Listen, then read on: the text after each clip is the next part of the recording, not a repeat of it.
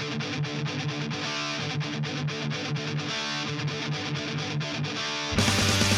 pessoal, sejam bem-vindos ao Sociologia Antes que Acabe. Eu sou o professor Thiago Siegel e vou falar hoje com vocês sobre um dos principais autores que influenciaram a minha formação acadêmica e é considerado talvez um dos maiores pensadores do mundo contemporâneo. Trata-se do professor polonês Zygmunt Bauman. Infelizmente, eu devo dizer que 2017 começou com uma notícia muito triste para todos nós que gostamos de pensar o mundo e tentar entender como as coisas funcionam, que foi justamente a morte do professor Bauman. Bauman já é um senhor com mais de 90 anos, nasceu no começo do século passado e veio a falecer no começo desse século. A grandiosidade da sua obra se explica em grande parte também pela sua longevitude. Bauman viveu todas as grandes mudanças que marcaram o século XX e esse início do século XXI. Sobreviveu às duas guerras, certo? Migrou por quase todos os países da Europa, foi perseguido pelo nazismo, presenciou a ascensão e a queda do stalinismo, do socialismo na União Soviética e encontrou um lar na Inglaterra, onde passou a maior parte da sua vida e produziu a maior parte das suas grandes obras. E a primeira delas é esse livro aqui. Não se trata da ordem cronológica. Vou falar dos livros do Bauman na ordem como eu os li, ou como eu cheguei a conhecê-los. O primeiro grande livro do Bauman que eu li foi esse daqui, chamado Modernidade e Holocausto. Um estudo brilhante do professor Bauman sobre a Segunda Guerra Mundial e principalmente sobre o nazismo, sobre aquilo que nós chamamos de solução final, ou seja, o extermínio das minorias ou dos indesejáveis durante a Alemanha nazista. Óbvio que o principal alvo, como todos sabem, são os judeus. E Bauman vai tentar responder uma pergunta fundamental. Como é possível, no meio da sociedade moderna, descendência da sociedade iluminista, que um massacre como a Segunda Guerra Mundial, como o Holocausto, fosse possível? E ele continua essa explicação no segundo livro fundamental para entender o pensamento de Bauman, chamado Modernidade e Ambivalência, onde ele vai dizer para nós o quê? Que a sociedade moderna, que tem sua origem com os iluministas, é baseada na busca pela ordem, mas mesmo assim ela se torna ambivalente. Por que ambivalente? Porque a ordem e causa andam lado a lado. E o problema do nazismo, a solução final, foi justamente isso. Tentar encontrar uma ordem dentro do caos.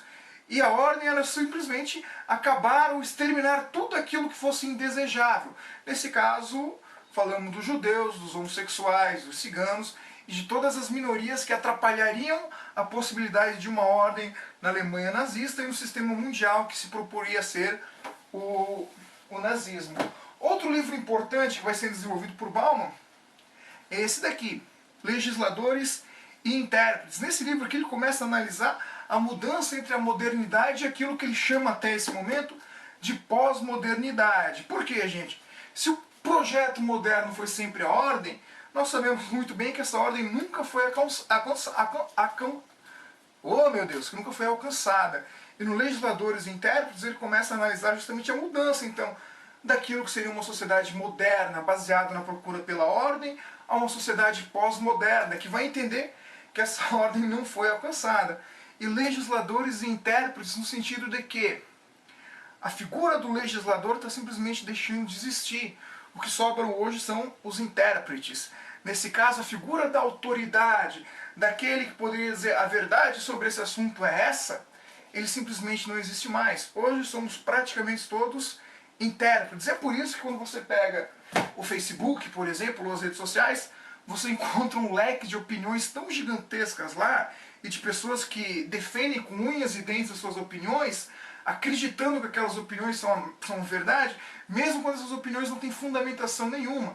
Por quê? Porque agora nós vivemos uma sociedade de não mais legisladores, mas uma sociedade baseada em intérpretes. Mas notem que aqui Bauman utiliza ainda o termo pós-modernidade. Com o tempo, ele vai aprofundando seus estudos sobre isso que eu estou chamando aqui de pós-modernidade e lança esse outro livrinho que é fundamental para entender sua obra, chamada Modernidade Líquida. E como ele tem uma formação marxista na sua infância, ele utiliza um dos pensamentos mais geniais de Marx, que hoje para nós pode parecer estar batido, porque a gente vive isso diariamente, que é o quê? Na modernidade, diria Marx e Engels, tudo que é sólido desmancha-se no ar.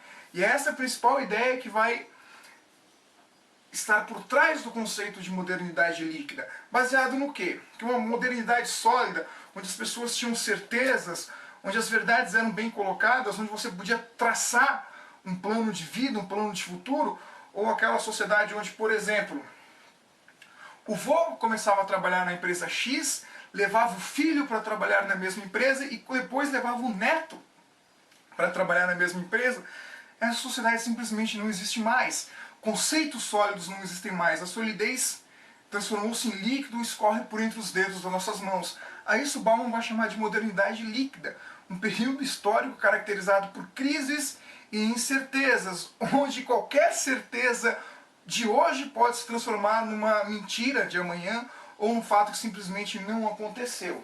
Esclarecendo então o que é modernidade líquida, ou o que seria essa pós-modernidade, Bauman começa a desenvolver estudos em várias outras áreas, utilizando esse conceito não apenas como um conceito, mas como uma categoria de análise para entender a complexidade desse mundo moderno e líquido. Lança estudos, por exemplo, na área de educação, juventude e cultura, como, por exemplo, esse pequeno livro sobre educação e juventude, onde Bauman vai analisar justamente os principais conflitos que se dão entre professores e alunos.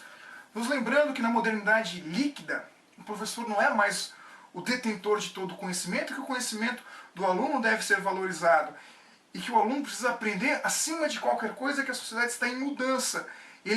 E que fazer planos a longo prazo simplesmente não fazem mais sentido no mundo moderno líquido. Não estou dizendo que Bauman concorda com isso, mas estou dizendo que é para esse tipo de desafio que Bauman aponta que os professores precisam preparar os alunos.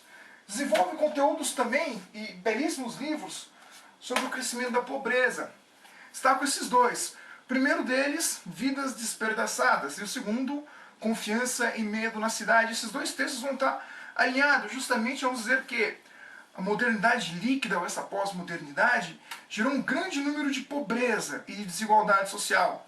E que essa desigualdade social tem gerado seres humanos que Bauman usou uma palavra muito pesada para descrever eles, que ele chama literalmente de refugos humanos. Vidas desperdiçadas e vidas muito mais do que desperdiçadas, vidas que são totalmente supérfluas e desnecessárias. Por isso você consegue entender por que a morte, por exemplo, de um time inteiro de futebol no continente africano chocou muito menos, ou teve muito menos espaço nos noticiários do que a morte da equipe da Chapecoense. As duas são tragédias extremamente tristes, mas uma parece que pesa mais do que a outra, porque algumas vidas são simplesmente menos importantes do que outras vidas. O que nos leva diretamente para esse próximo texto, Confiança e Medo na Cidade. O crescimento da pobreza, da desigualdade, obviamente nos leva ao crescimento dos movimentos migratórios, leva também ao crescimento da violência urbana. Por isso, segundo Bauman, cada vez mais as cidades têm adotado uma arquitetura agressiva, casas com muros, cerca elétrica, cacos de vidro e um medo constante da criminalidade que faz com que as pessoas de classe alta se tranquem dentro das suas casas, dos seus sistemas de segurança, das grades, das cercas elétricas ou dos enclaves fortificados, espaços supostamente públicos que devem ser frequentados apenas por pessoas com muita grana, como por exemplo o shopping center e assim por diante. Desenvolvem estudos também sobre a identidade, como no mundo globalizado e líquido, é muito difícil você saber quem você realmente é, porque o sujeito nasce no Brasil, mas passa a vida inteira na Europa, mora também nos Estados Unidos. Quem ele é? Ele é brasileiro, ele é europeu, ele é americano? Isso se trata sobre Bauman também, que nasceu na Polônia, mas foi expulso da Polônia pelos nazistas, teve que morar na União Soviética, depois foi expulso também da União Soviética por causa do stalinismo e foi encontrar asilo na Inglaterra. Então essa dificuldade de você conseguir se definir quem você é dentro de uma modernidade líquida. Bauman escreve sobre isso também. Outro livro extremamente importante é esse daqui, Danos Colaterais, onde ele vai analisar também o crescimento da pobreza e a forma como a pobreza é um problema não apenas para os pobres, mas para o mundo inteiro. E onde ele vai chegar a uma conclusão terrível, dizendo que o crescimento da pobreza tende a afetar não só os pobres, mas todo o nosso estilo de vida, toda a nossa sociedade. E é interessante falar disso no momento onde foi anunciado aquilo que nós já suspeitávamos, de que os 8 homens mais ricos do mundo possuem sozinhos mais dinheiro do que 50% da população mundial. Ou seja, a pobreza não é só um problema de 50% da população mundial, mas mais cedo ou mais tarde vai se tornar um grande problema para esses 8 homens mais ricos do planeta, e é disso que se trata os danos colaterais. Pois bem, gente, num mundo marcado então por desigualdade, pela liquidez, Bauman se pergunta: a ética é possível? Pensar ética num mundo caracterizado por consumidores, onde então você é avaliado por ser um bom consumidor e não por ser uma pessoa ou algo nesse sentido. Esse livro aqui também é muito legal para a gente pensar a liquidez das relações, como você é tratado melhor se você for um bom consumidor, do que se caso você não seja um bom consumidor. E aí você entende, por exemplo, por quê determinadas pessoas, quando entram numa loja, são melhor atendidas do que outras, né? E aí como é que você vai pensar a ética no mundo de consumidores? Outro livro essencial, um dos mais recentes dele, 2014, faz essa pergunta: a riqueza de poucos beneficia a todos nós? Ele começa o livro com algumas provocações muito interessantes. Por exemplo, ele cita aqui um versículo da Bíblia, Mateus 13:12. Pois aquele que tem lhe será dado, e lhe será dado em abundância. Mas ao que não tem, mesmo o que ele tem lhe será tirado. Ou então cita uma frase do Adam Smith. Adam Smith, como vocês sabem, é um dos autores preferidos dos liberais e dos neoliberais, e costuma utilizar com muita frequência a expressão a mão livre, né? Ou a questão da mão invisível do livre mercado, desculpa, confundir. E Adam Smith escreve algo que nos faz pensar uma coisa importante, que os liberais não costumam utilizar esse trecho dele, onde ele diz o seguinte: onde quer que haja grande propriedade, há grande desigualdade. Para um homem muito rico, é preciso que haja pelo menos 500 homens pobres. E aí a gente vê hoje o pensamento liberal dizendo que a desigualdade não é marca do capitalismo, porque é possível que todos tenham dinheiro, se todos se dedicarem e assim por diante, que absolutamente não é verdade. Pois bem, gente, por que Bauman enfatiza isso? Vai responder a pergunta: a riqueza de poucos beneficiam a todos? E obviamente a resposta para isso é não. Ou seja, a riqueza de poucos não beneficia a todos, mas prejudica a todos, porque a riqueza tende a se concentrar. Quanto mais rica uma pessoa é, indiferente se ela trabalha, produz ou não, mais grana ela vai acumular, deixando outras pessoas cada vez mais pobres. Isso nos leva a um outro livro importante do Bauman, chamado Estado de Crise, publicado em 2015. Livro onde o autor vai dizer o quê? E eu acho forte essa frase: acostumem-se com a crise, porque a crise veio para ficar. Vejam que bacana, Bauman é polonês, viveu na União Soviética e passou a maior parte da sua vida na Inglaterra. Ele fala: acostumem-se com a crise, pois a crise vai ficar. Pode dar a impressão de que ele está falando do Brasil, porque ao contrário daquilo que o noticiário da Globo costumou enfatizar nessa época do impeachment, a crise ela é mundial e ela veio para ficar. E essa crise está justamente baseada nessa ideia de que cada vez menos pessoas acumulam a maior parte da riqueza do planeta.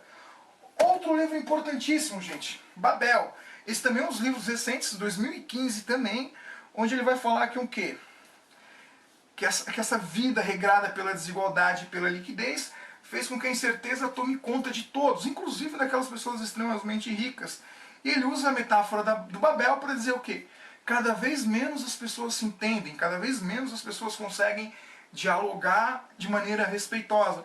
Isso é uma consequência do agravamento da desigualdade, é uma consequência da liquidez das relações sociais e, obviamente, uma consequência do estilo de vida pós-moderno.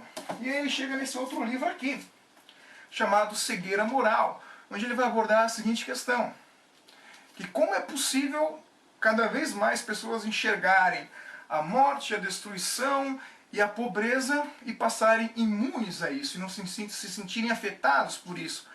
E a isso Bauman está chamando então de cegueira moral. Os últimos 2 livros que eu separei deles para comentar rapidamente com vocês é o título então, são livros mais didáticos: Aprendendo a Pensar com a Sociologia e Para que Serve a Sociologia. Nesses 2 livros, Bauman vai nos mostrar a importância da sociologia para pensar a dinâmica do mundo líquido e para entender mais a fluidez das nossas relações sociais e para você ser capaz de construir um conhecimento que supere as meras opiniões típicas da internet para um conhecimento que seja mais sólido, que tenha maior fundamento. E é legal falar desses livros no momento onde o governo do Temer propõe uma reforma do ensino médio que justamente tentou, num certo período, retirar a obrigatoriedade dos estudos de sociologia. E para finalizar, tá, gente, se alguém gostou do autor, talvez um dos principais livros para a gente começar estudando ele, eu perdi ele aqui em um lugar, é esse aqui. Um livro chamado Bauman sobre Bauman, onde ele próprio, respondendo algumas perguntas de alguns interlocutores, tenta sintetizar quais foram as suas principais ideias. Gente, Bauman tem mais de 40 livros publicados em língua portuguesa. Eu obviamente não li todos eles, estou apresentando aqui aqueles que eu mais me identifiquei, aqueles que eu consegui ler.